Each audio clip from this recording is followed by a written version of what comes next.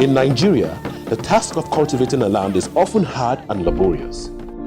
But this group of women sing despite the hardship that comes with tilling the ground, because doing so means food on the table, clothes and education for their little ones, and certainly hope for the future. You see, farming is the major source of income for these women who live in different rural areas in Plateau State, Nigeria. Tina Ibrahim, for instance, relies on small-scale farming to cater for the needs of her 5 children. She grows grains, spices and vegetables on this little patch of land, which her family feeds on and sells for income. Tafiya da rayuwarmu da yaran ma yana ba mu wahala yadda za mu ciyar da su. School fees da sauransu. Tashi a waye gari babu kobo a hannu, ba abun da zan kama in sayar. Sometimes nakan zauna ma yi kuka. Hawan jini ma zai iya kama ni domin ba abun da zan kama ba yara su ce. In an zo balle ma kana tunanin rashin lafiya ya zo fa yaya zan yi, amma to haka ne muna duhuma mu zauna da shi. Tina and her friends are only a few of the thousands of women in rural settlements all across Nigeria who not only produce over 60% of the food consumed in the country, but whose livelihoods depend on small-scale farming. In recent years, however, their means of livelihood is being threatened by drastic climate change. Research has shown that the average temperature of the Earth is rising at nearly twice the rate it was 50 years ago. This rapid warming trend is to a large extent caused by effect of greenhouse gases emitted by humans. If you generally look at what is going on in the world today, you see that there is extreme heat and extreme rainfall. Sometimes each of them is overstretched such that you have drought and you have excessive flood. This impacts very negatively on human life, on livestock.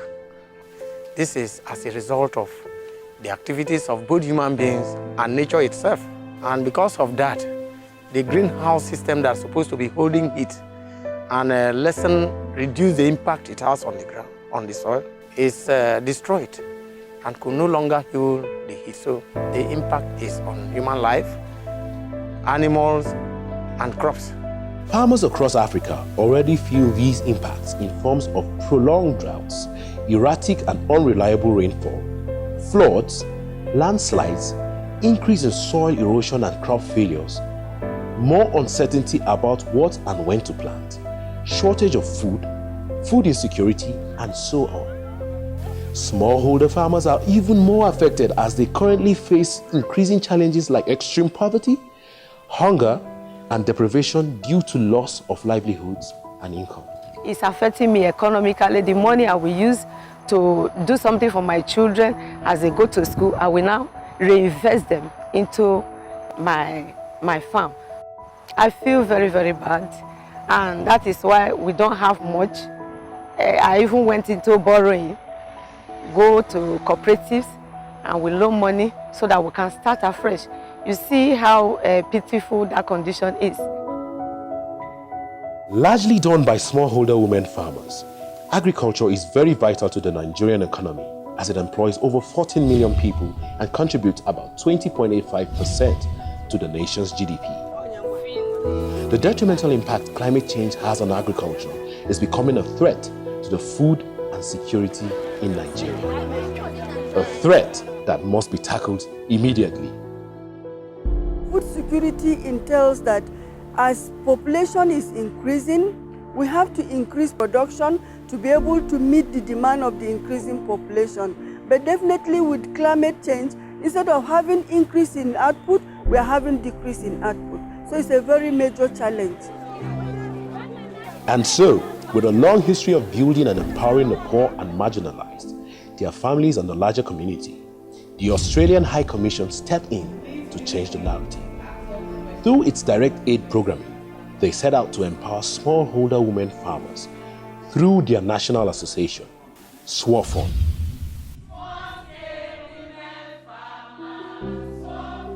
The Small Scale Women Farmers Organization in Nigeria, SWOFON, is a national grassroots organization, registered CAC organization, that was established by Action Aid in 2012.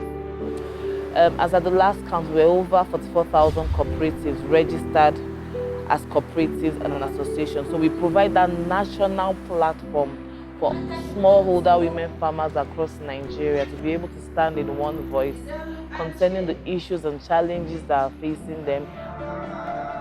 80% of grassroots farmers are in villages, rural communities. And we are trying to protect, advocate for the rights of women, particularly the women farmers. Knowing what we are passing through and knowing the challenges we face in the rural communities, we feel it is very, very important we create awareness, build the capacity of smallholder women farmers for them to be able to tackle the challenges they are facing. And to build the capacity of these smallholder women farmers all across Nigeria, the Australian aid chose to train them with best climate resilient farming practices to combat climate change threats like soil erosion, desert encroachment, flooding, and much more. Training is actually covering 3 broad activities. One is on regreening practices for organic farming in order to improve soil fertility, be that in Lagos, Kaduna, and Delta states as one of the practices. The second phase of the training is actually looking at extension services to help empower smallholder women farmers as a capacity building by governments, ADPs, agri departments, doing that in Plateau, Abia, and Cross River. And the third one actually takes us to the north, which is capacity building training on desertification and encroachment. Because we find out that towards the Sahel region, there's a lot of desert encroachment on the farmland. The regreening processes is such that you try to introduce plants that are symbiotic with the cropping patterns of that farmer. For example, is it legumes? If you want to try the legumes, they will now improve the quality of that soil, and they will improve the nutrition of that soil, because soil is all about nutrition, and it is that nutrition that will help your crops.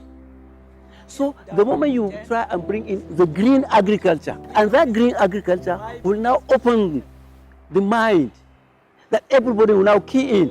So at the end of the day, you will have a bumper harvest, and the take home will be much, much higher. This training also will help us to know which crop needs organic and when we need to apply this organic, and how to do even the organic fertilizer, which is compost, how to compost the fertilizer itself. While the sea incursion is reducing the arable land in the coastal plains, desert encroachment with its associated sand dunes is depriving farmers in northern Nigeria of their agricultural farmlands and grazing rangelands. The frequent droughts and lesser rains are shortening growing seasons, thereby causing crop failure and food shortage. There is a village around this northern Borno that desert encroachment have already encroached about half of the village. Yes, half of the village. They have to vacate that place. So if you are farming and you vacate that place, what will happen to you? That is the truth. That is desertification. And we have cases of flooding. When you rise, everything will just wash away. What do? We have this sandstorm here that when you plant at the tender age, if you don't nurture well, you end up losing more than half of what you plant. And even the duration also is decreasing. So there are a lot of challenges being faced by the farmers. And with the insurgency now, a lot of people, well, the town is almost overpopulated. So we now sensitize them on what it is all about, the causes of the desertification, and then the precautions that they can take to, although they cannot stop it completely, but how can they now, since it's already with us, so how can they now cope with it? So we've taught them some farming skills that they can now use in their farming to really mitigate or reduce the effects of desertification. Calabar, the capital of Cross River State, is believed to be one of the most beautiful cities in Nigeria. Its clean streets, breathtaking landscapes, and abundant crops have attracted so many people both within and outside the borders of Nigeria. Sadly, small-scale women farmers in these areas are the most affected by this climate change and its negative effects. Flooding, especially. You get your money or you even borrow money. You put into your farm. Just at the verge of harvesting, flood will wipe off the crops without you getting anything. It's a very big challenge and problems.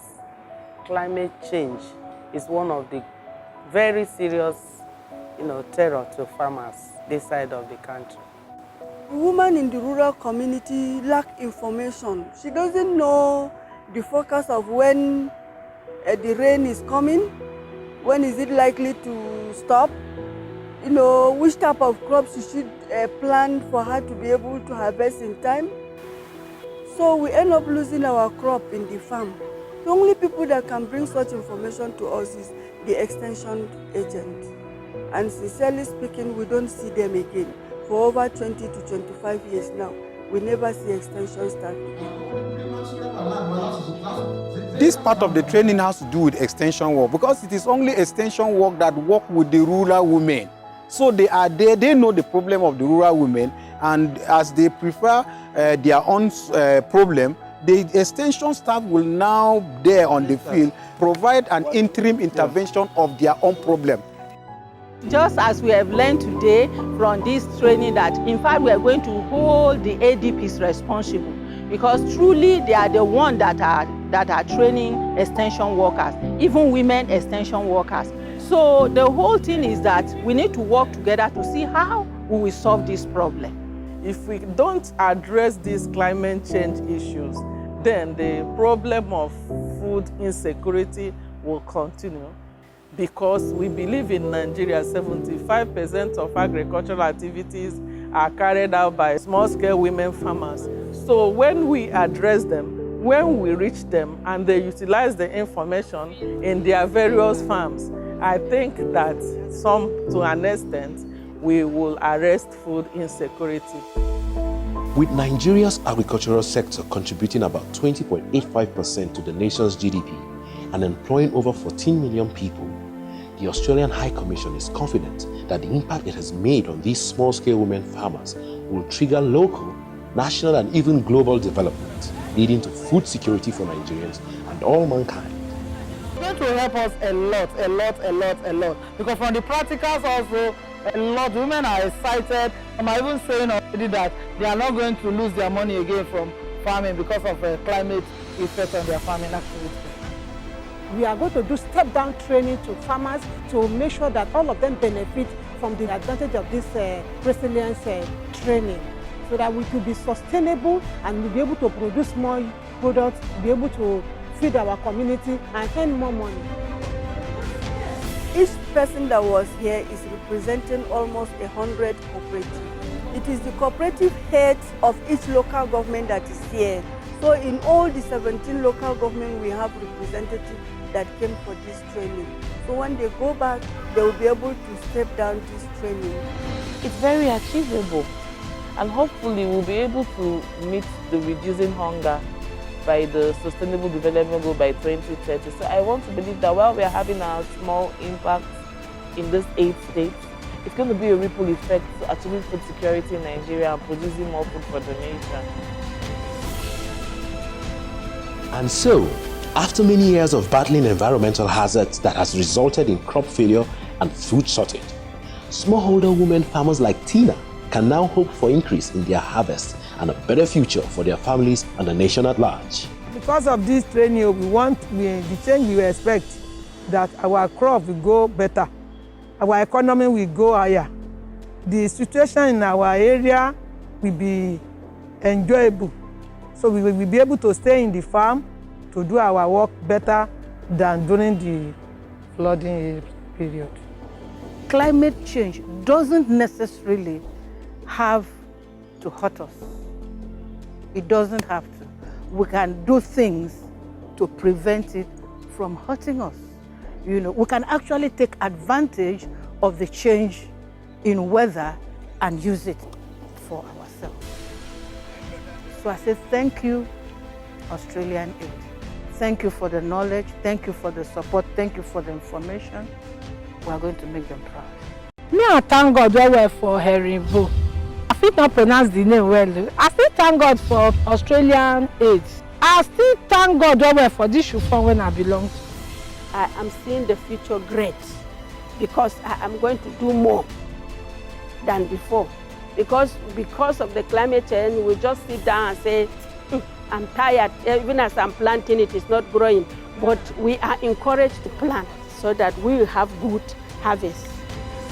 Looking at the future, it's a big positive effect on the economy generally, especially once women are involved. You know, women, we take things like a bomb, so like a grenade, let me use that word. So it's going to be a massive effect on the community, and you see the general effect will now extend to the overall nation.